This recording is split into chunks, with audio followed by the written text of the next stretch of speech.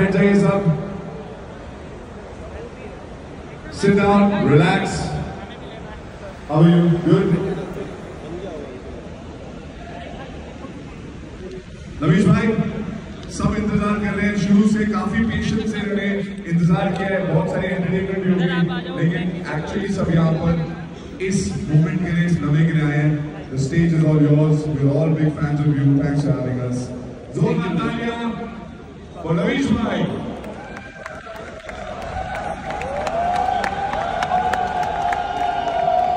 Good evening.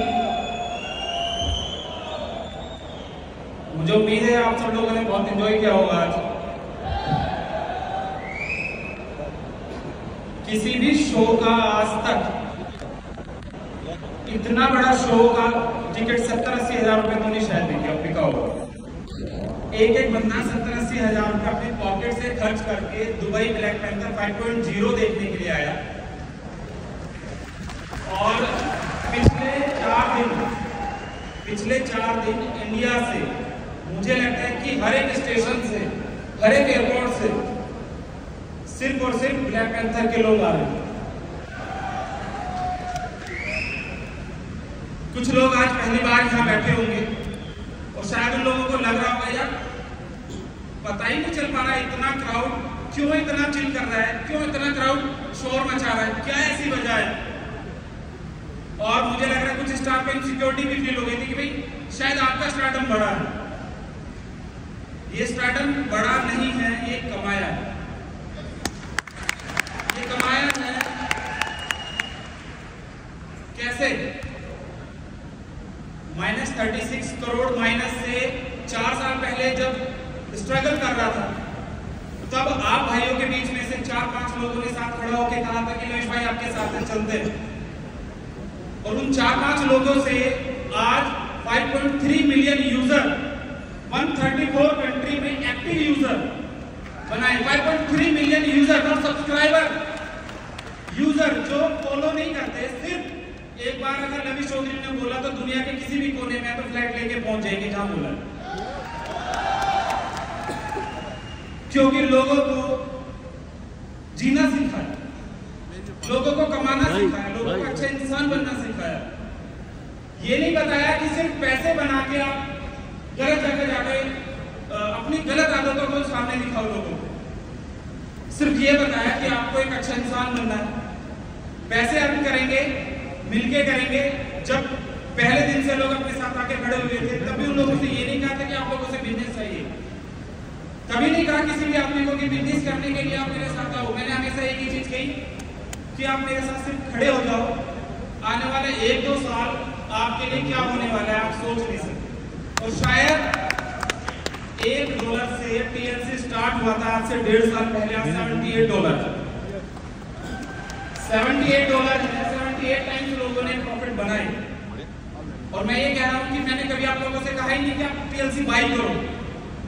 और आने वाले 10-15 दिन में शायद ये $100 चला जाए. मैं अभी भी नहीं कहूंगा कि आप खरीद लेना. फिर ये टाइम टू टाइम $200 जाएगा, $500 जाएगा. मैं कभी आपसे ये नहीं कहने वाला कि खरीद लो.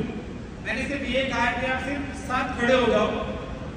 बहुत सारे लीडर्स ने समझाया भी और बताया भी कि हम लोग कहां से कहां आके खड़े हुए. छोटी सी लाइफ, छोटे से क्राउड से, छोटी सी जिंदगी जब स्टार्ट कर रहे थे, बहुत सारे लीडर्स ऐसे हैं जो $100 कमाने के लिए भी स्ट्रगल कर रहे थे. $100. आज ऐसे भी लीडर हैं अपने साथ, ऐसे भी लोग हैं अपने साथ जो $3-3 मिलियन एक महीने में अर्न कर. लोगों को कमाना सिखाया, लोगों को चलना सिखाया. लेकिन हमेशा एक चीज कही कि झूठ की दुनिया में बिजनेस नहीं करेंगे. हमेशा किसी को झूठ बोल के बिजनेस नहीं करेंगे, किसी को धोखा देकर बिजनेस नहीं करेंगे, किसी को गलत तरीके से इन्वेस्ट नहीं कराएंगे. जिनको समझ आएगा पूरी दुनिया में बिलियंस ऑफ पीपल रहते हैं. अभी तो सिर्फ 55 लाख लोग हमारे साथ आए. 55 लाख. अभी तो इंडिया में 150 करोड़ की जनसंख्या में हमारे पास इतना बड़ा क्राउड हमारे पास बचा है. एकदम ज्यादा यूजर बेस हमारे पास बचा हुआ है जो हमारे साथ आने के लिए तैयार है. तकरीबन 67 कंपनीज में मेरा इन्वेस्टमेंट है आज की डेट. लेकिन शुरुआत YFX से की, बोर्डब्रो से की, TLC से की, और आज पूरी दुनिया में 67 कंपनी में अपना इन्वेस्टमेंट है। लोग लाइव शार्क टैंक चलाते हैं, मैं लाइव तो नहीं, उस तरीके से तो नहीं मैंने फंडिंग की है या दूसरे बिजनेसों को प्रमोट किया है, लेकिन एक बात कहता हूँ कि अगर आप लोगों के अंदर काबिलियत है, आप करना चाहते हैं, तो उनके लिए रवि चौधरी खड़ा है। अपना प्रोजेक्ट मेरे सामने रखना, क्योंकि अपना टारगेट पूरी दुनिया में 2000 CEO पैदा करना है। मैं कितना बढ़ाऊंगा डजंट मैटर, लेकिन 2000 CEO कितने लोगों को रोजगार देंगे, कितने प्रोजेक्ट बड़े होंगे, क्योंकि अगर गोल सेट है तो सब कुछ पॉसिबल है, अगर गोल सेट नहीं है तो नहीं कर सकते। लोगों ने क्रिटिसाइज किया था जब मैं चला था, स्टार्ट हुआ था, कि फॉरेक्स इंडस्ट्री में आप बड़ा कर ही नहीं सकते सर, आपको तो ज्यादा आता ही नहीं है, आप करना जानते ही नहीं है। इतने 15-15 साल 20-20 साल लोग के जो एक्सपीरियंस होल्डर लोग हैं, वो लोग जानते हैं कि कैसे बिजनेस बिल्ड होता है। मैंने कहा शायद मैं आज तो नहीं जानता, लेकिन मैंने जो काम करा है आज तक वो दिल से किया, शिद्दत से किया और मेहनत से किया। शायद 2 साल बाद देखेंगे। मुझे याद है एक बार हम एक रेस्टोरेंट गए थे, कपिल भाई बैठे थे, मुझे किसी शख्स को दिखाया उन्होंने कि लविश भाई इस शख्स ने पिछले 2 साल में, सॉरी जब साल नहीं बताए थे, उन्होंने ये कहा था कि इन्होंने अभी जी वैगन खरीदा और ये तकरीबन 150 करोड़ रुपए के आसपास कमा के बैठे हैं।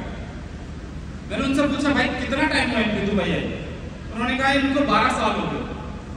मैंने कहा 12 साल हो गए, अपने भाई को 12 महीने तो देके देखो यार एक बार। 12 महीने में बताएंगे, और 12 महीने के बाद लिटरली उनकी जितनी वर्थ के कम से कम 50 लोग मैंने अपनी कंपनी में खड़े करे। और आज फाइनेंशियल फ्रीडम जो लोग कह देते हैं कि हाँ फाइनेंशियल फ्रीडम मुझे मिल गया है, वो एक्चुअल में लोगों ने आके यहाँ फील किया, अपने प्लेटफॉर्म पे आके फील किया। लोगों को फर्क नहीं पड़ता कि कौन स्टार परफॉर्म कर रहा है कौन नहीं कर रहा। लोग सुनने आते हैं कि हाँ ठीक है रविश भाई से बात करने का मौका मिलेगा, सिर्फ देखने के लिए भी आ जाते हैं कि अरे फोटो हो जाएगा, बिजनेस कर लेंगे।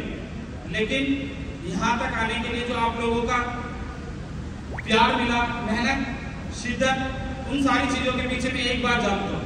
एक छोटी सी स्टोरी से शेयर करूंगा आप लोगों के साथ कि जब आपको वैल्यू समझ आ जाए किसी भी चीजों की, मैं नॉर्मली किसी से भी क्वेश्चन करूंगा तो जवाब दीजिएगा। एक व्यक्ति अगर ट्रेन चला रहे, पुल के ऊपर से ट्रेन चला रहा, प्रिंस भाई आपसे करूंगा एक क्वेश्चन। ट्रेन की स्पीड है 160 किलोमीटर पर आवर, ट्रेन लेके जा रहा है, ट्रैक पे 5 आदमी बैठे हैं सामने, पिज्जा खा रहे हैं, उनको नहीं पता कि ट्रेन आ रही है उधर से। लाइन 2 है, लाइन 2 है, एक पे 5 आदमी बैठे हैं, पिज्जा खा रहे हैं। अब अगर ट्रेन के ब्रेक मार नहीं सकता है बंदा, ट्रेन के ब्रेक मारेगा तो पुल से गिर जाएगी।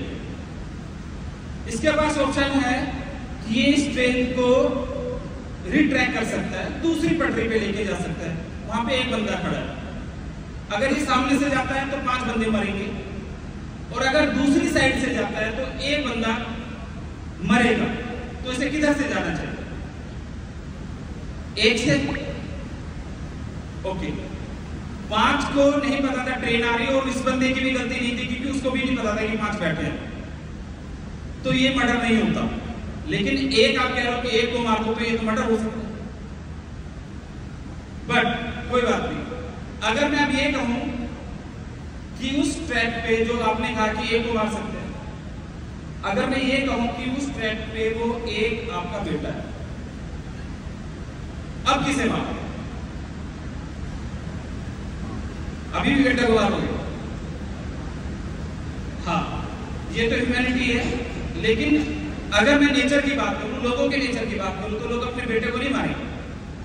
और इस क्वेश्चन का सही जवाब आज तक शायद आया भी नहीं है, लेकिन मैं एक चीज बताने की कोशिश कर रहा हूं इस बात को कहके कि इंसान अगर वहां पर अपना बेटे को देख रहा है तो उसके सामने वो 5 नहीं 500 को भी कुर्बान कर सकता है।